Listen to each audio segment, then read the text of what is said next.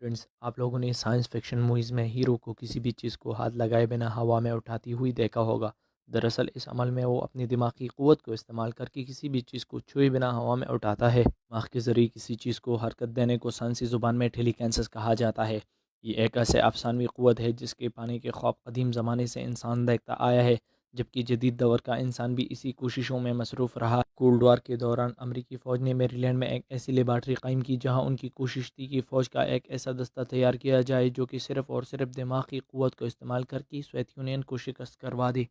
اور Soviet union کے ٹھکانوں میں گھس کر خفیہ معلومات چرا لے۔ یاد رہے، اس عمل کے دوران ان امریکی فوجیوں نے میری لینڈ کی لیبارٹری میں ہی موجود رہنا تھا، لیکن ان کی جو روح یعنی شعور تھی، یہ تمام عوامل سر انجام دیتے۔ یہ تمام تجربات کافی خفیہ رکھے گئے۔ عوام الناس کو ان کے متعلق تب معلوم ہوا جب سن 2017 میں CIA نے اس پروجیکٹ سے منسلک 1,20,00,000 ڈاکومنٹ پبلش کیے۔ ان ڈاکومنٹ سے معلوم ہوتا ہے کہ اس پروجیکٹ کا نام سٹار گیٹ رکھا گیا تھا اور 25 سال تک یہ تجربات کیے جاتے رہے، لیکن بعد ازاں تمام تجربے میں ناکام ثابت ہوئی، جس کے بعد اس پروجیکٹ کو صرف اور صرف پیسوں کا ضیاع قرار دے کر بند کر دیا گیا۔ جس دوران امریکی فوج پروجیکٹ سٹار گیٹ پر پیسے اڑا رہی تھی، تو اس دوران ایک امریکی تعلیمی ادارہ جس کا نام پرنسٹن تھا، اس میں بھی کچھ تجربات اور تحقیقات ہو رہی تھی کہ کیا واقعی ہمارا دماغ کسی واقعے پر اپنا اثر چھوڑ سکتا ہے۔ مثال کے طور پر، اگر ہم کسی سکوں کو ہوا میں اچھالتے ہیں تو اس کے ہیڈز یا ٹیلز کے آنے کے چانسز 50-50 ہوتے ہیں۔ ان تجربات میں یہ معلوم کرنا تھا کہ کیا ہم اپنے دماغ کو استعمال کر کے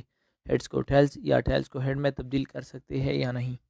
اس ادارے نے بھی 28 سال میں 17 لاکھ تجربات کی اور بالآخر سن 2007 میں ان تجربات کو بھی بند کر دیا گیا۔ تجربات کرنے والی ٹیم نے یہ نتیجہ اخذ کیا کہ ہمارا دماغ واقعات کو بدلنے کی انتہائی خفیف سی صلاحیت رکھتا ہے، یعنی 10,000 بار میں صرف ایک بار ایسا ہو سکتا ہے۔ لیکن بعد میں ان تجربات کے نتیجے میں پیدا ہونے والے اس خفیف سی صلاحیت کو بھی سائنسدانوں نے مسترد کر دیا، کیونکہ ان تجربات سے حاصل ہونے والی ڈیٹا پر جب کچھ سائنسدانوں نے انالیسس کی تو انہیں شک ہوا کہ ڈیٹا میں معلومی سے رد و بدل کر کے اپنی مرضی کے نتائج لانے کی کوشش کی گئی ہے، جس کے بعد ٹیلیکینسس کے سپورٹرز میں مایوسی کی لہر دوڑ گئی۔ بہرحال ٹیلیکینسس کے سپورٹرز یہ مانتے ہیں کہ یہ عمل فزکس کے قوانین کے خلاف ہے۔ مثال کے طور پر، اگر ایک انسان ہے اور وہ 1 ہارس پاور تک انرجی پیدا کر سکتا ہے اور اس کی دماغ جو کہ 0.2 ہارس پاور تک انرجی استعمال کر سکتی ہے، تو یہ کیسے ممکن ہے کہ وہ اسی دماغ کو استعمال کر کے کسی بڑی سے بحری جہاز کو ہلا دے، جس کو ہلانے کے لیے ہزاروں ہارس پاور کی انرجی درکار ہوتی ہے۔